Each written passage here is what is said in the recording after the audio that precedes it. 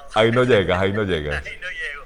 ¿Cómo estás, Vladimir? Qué bueno compartir contigo como siempre todos los miércoles. Encantado, Sergio. Bueno, un placer contigo y además con todas las personas que están conectadas. Qué genial que estén allí, que podamos conocer lo que piensan y lo que comparten, por supuesto, sus grandes preguntas en torno a lo que ocurre en América. Sí, bueno, en este caso estaban pendientes de la canción, ¿no? Respondiéndome el tema de la canción. Pero bueno, es que a veces hay momentos también de distracción. Pero sí, Claro. bien importante lo que comentas, Vladimir, porque efectivamente en el día de ayer, entre tantas cosas que pasan, no solamente pasan en Venezuela, también pasan en Latinoamérica. Ayer vimos el inicio de un juicio importante en contra de la señora Cristina Fernández de Kirchner. Uno ve ese juicio y uno dice, Dios mío, ¿será que en algún momento vamos a poder ver algo similar en Venezuela? Una expresidenta sentada en el banquillo de los acusados. Por cierto, ella se veía no sé si es tu punto de vista, yo la veía como muy prepotente y hablando con su teléfono o pendiente del teléfono, pendiente de hablar con su abogado, no saludaba a sus secuaces, por llamarlo de alguna manera, que eran los que estaban allí sentados en el banquillo de los acusados como ella. Cuéntanos acerca del tema, que sé que tienes mucha información sobre esto, Vladimir. Sí, totalmente de acuerdo contigo en términos de forma. Cristina Fernández de Kirchner estuvo más pendiente, como tú lo comentabas, de su celular que del propio juicio. Era natural, era la primera audiencia pública oral, además cubierta por los medios de comunicación, cosa que tampoco se puede hacer en Venezuela. Pues solamente se hizo lectura de 100 de las casi 600 páginas que contienen este gran folio que tiene que ver con la denuncia en contra de la ex primera mandataria, ¿no? Hay muchas cosas que habría que destacar, pero voy a tratar de resumirlo para que entendamos. Además, ayer trataba de comparar lo que ocurre o lo que ocurrió en el tiempo de los Kirchner y lo que ocurre en Venezuela. Cuando uno habla de estados criminales, uno tiene que ir a la práctica. Néstor Kirchner y Cristina Kirchner gobernaron por 12 años la Argentina. Ellos, parte de la estrategia de gobierno era conformar una estructura criminal muy bien engranada para poder robar todo lo que pudiese, pero de manera sistemática y permanente. Entonces, aquí tengo un par de elementos interesantísimos que tienen que ver con la propia acusación fiscal, que habla de la existencia de una organización que era estable, que era permanente, que funcionaba como un sistema. ¿Y qué significa funcionar como un sistema? Que tenía una serie de partes y de pasos que todos entre sí sumaban al resultado, que era el desfalco de la nación. Ellos utilizaron básicamente la figura de un gran amigo de confianza, incluso algunos dicen que fue chofer de Cristina y de Néstor Kirchner, que se llama Lázaro Báez, y lo convirtieron, imagínense ustedes, en un gran empresario. Oh, qué casualidad, ¿no? En Venezuela, cuánto bolichico, boliburgués que ha salido de no tener nada a ser unos grandes hacendados económicos, incluso a nivel mundial. Bueno, eso también ocurrió en la Argentina. Este señor Lázaro Báez lo convirtieron en un empresario de la construcción y del área vial en la Argentina, específicamente en la provincia de Santa Cruz. Entonces, este tipo se encargaron de asignarle 51 contratos multimillonarios. De los 51 contratos, solamente 26 se terminaron, es decir, la mitad fue la que se terminó, aunque se asignó el dinero, los recursos, y por supuesto todo tuvo que ver con el entramado, que por cierto fue publicado el año pasado. Lo hablábamos nosotros también con el tema del caso de los cuadernos de las coimas, no sé si recuerdan. Claro. El chofer de Julio De Vido fue el ministro de Planificación de Cristina Kirchner.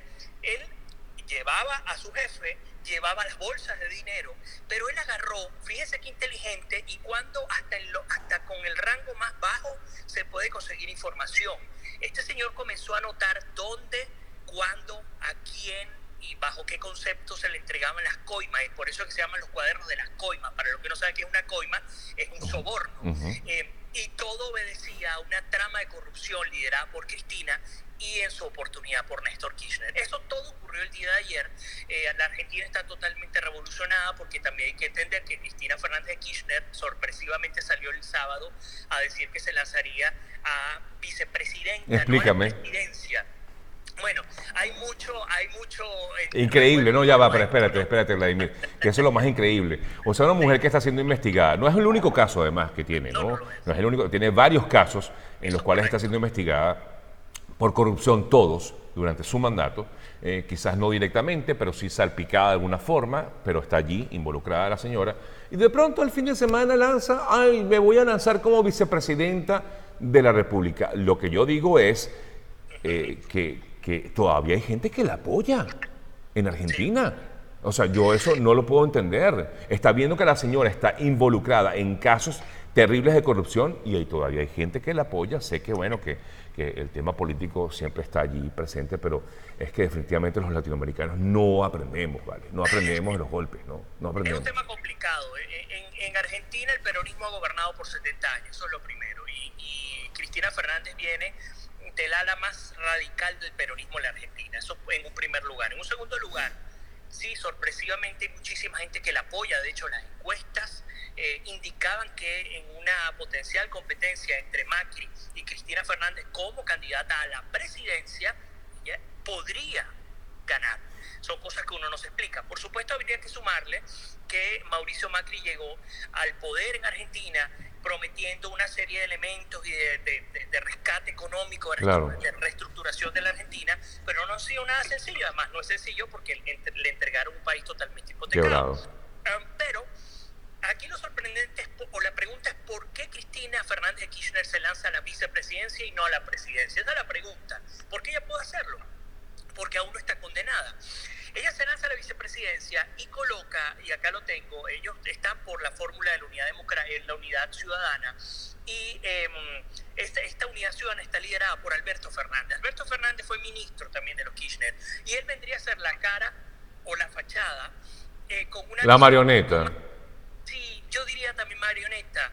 Algunos analistas dicen que él tiene criterio propio, pero yo creo que esa jugada está más clara, más que cantada. Cristina sería la que gobernaría tras bastidores, y además entender que lo que están buscando es el voto ecuánime, el voto en el cual pues algunos no estén de acuerdo con Cristina, pero tampoco estén de acuerdo con las políticas de Macri, pero entonces vean en la opción de Alberto Fernández una opción sensata para entrar.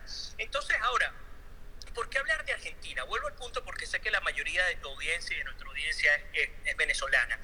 Porque si nosotros no nos damos cuenta de lo que ocurre en los países alrededor, que forman parte de nuestra propia cultura, no podemos compararnos, no podemos buscar cuáles son las buenas prácticas y digamos, retirarnos de las malas prácticas. Fíjense, lo que está pasando en Bolivia es otra locura más, con Evo Morales, que se está lanzando un cuarto mandato. Lleva 13 años en el poder, terminaría a 18 años del poder. Un tribunal constitucional que decidió violar un referéndum consultivo del 21 de febrero del 2016, cuando Evo, creyéndosela que controlaba todo, pues le hizo la pregunta al pueblo boliviano: ¿usted está de acuerdo con que vayamos a un proceso de renovación, de reforma de la Constitución para que haya elecciones indefinidas? Y que adivinen ustedes qué dijo el pueblo. El pueblo dijo no. Aún teniendo estabilidad económica y política, porque eso sí hay que reconocerle a Evo Morales, ha habido estabilidad en el campo económico y político, pero como buen tirano, independientemente de los resultados que pueda tener en términos de gobierno, pues no quiere irse y utilizó al Tribunal Constitucional para bypasearse, y ahora nos conseguimos con la ingrata sorpresa de las declaraciones de Almagro, que han generado muchísimo rechazo internacional. No, y de rechazo internacional incluso dentro de la propia Bolivia, con comentarios como el de Tuto Quiroga acusando a Almagro de querer pues también buscar algún tipo de provecho electoral dentro de la propia Organización de Estados Americanos.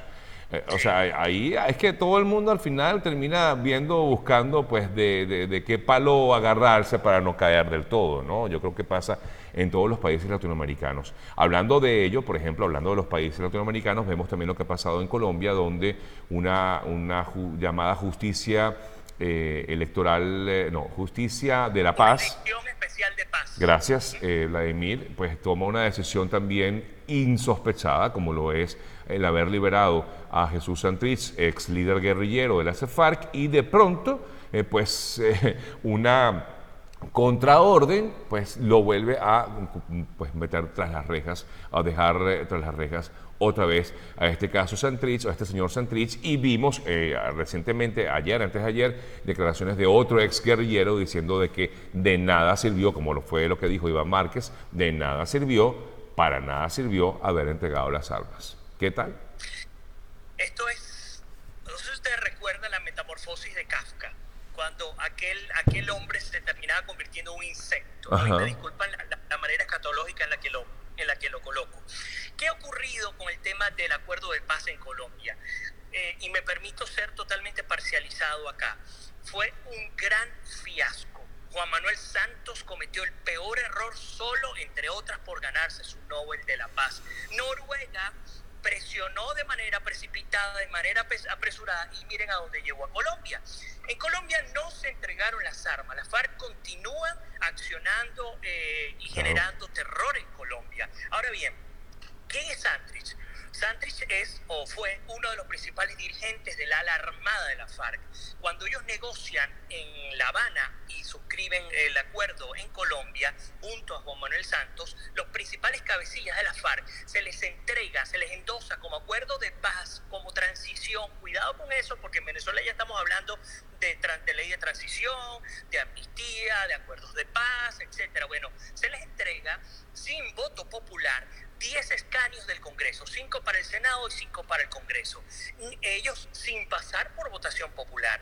Se les entrega estos 10 escaños y el acuerdo de paz indica que si alguno de los miembros de la FARC cometen delitos luego de la firma, serán enjuiciados por vía ordinaria, de tribunales ordinarios. ¿Qué pasó? A este señor, la DEA demostró que había negociado con 2 mexicanos que se hacían pasar por narcotraficantes, pero eran funcionarios de la DEA, eso lo conocen muy bien los narcosobrinos en Venezuela, y estaba Marlon Marín, que resulta que Marlon Marín es el sobrino de Iván Márquez, que es de quien tú justamente estás hablando, o hablaste hace un par de minutos. Es decir, hay toda una estructura, ¿no? También otro estado criminal, y aquí yo quiero llamar la atención a los venezolanos, porque digo, si se tratase de una negociación y un acuerdo de paz con un grupo irregular, pero que ese grupo está siguiendo ideologías concretas por el bien de su país, así no estemos de acuerdo con esa ideología, yo pudiera sentarme a negociar.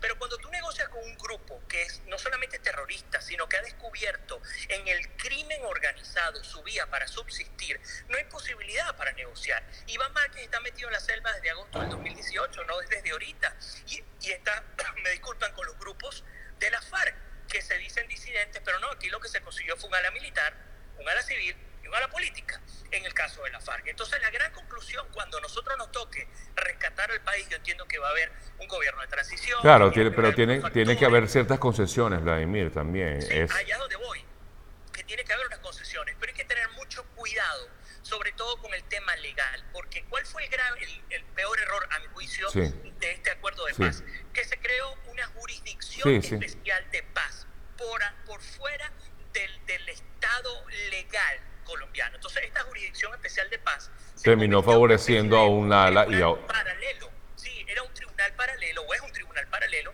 y ocurrió lo que tú conoces. Bueno, el fiscal Humberto Martínez renunció. Esta jurisdicción ordenó que lo liberaran, luego el fiscal interino ordenó que lo volvieran a detener. Es un desastre lo que se está generando a partir de esta realidad. Así que en Colombia también se están viviendo momentos de inestabilidad política y de parcialización muy, muy fuerte. Y ojalá de verdad los venezolanos aprendan de estas experiencias, pero como dicen por allí, nadie aprende en cabeza ajena, ¿no? Así es. Bueno, de hecho, vemos Argentina no aprende lo que ha vivido Venezuela y hasta es capaz de elegir a Cristina Fernández como vicepresidenta en este caso, pero sabemos que pudiera llegar a ser la presidenta. Ojalá piensen bien los argentinos, no como hicieron los mexicanos, por ejemplo, ¿no? Así es. Y bueno, así como vimos allí, efectivamente se repite la historia en Bolivia, se repite la historia en Nicaragua, lo hemos visto evidentemente cómo se ha repetido la historia en Nicaragua, y bueno, ahora también Colombia salpicada también con esta situación política tan terrible. Vladimir, un fuerte abrazo y gracias, sí, como siempre. Gracias, Sergio. Un abrazo para ti y para todos. Gracias por permitirme conversar contigo como todos los miércoles, Vladimir Quis.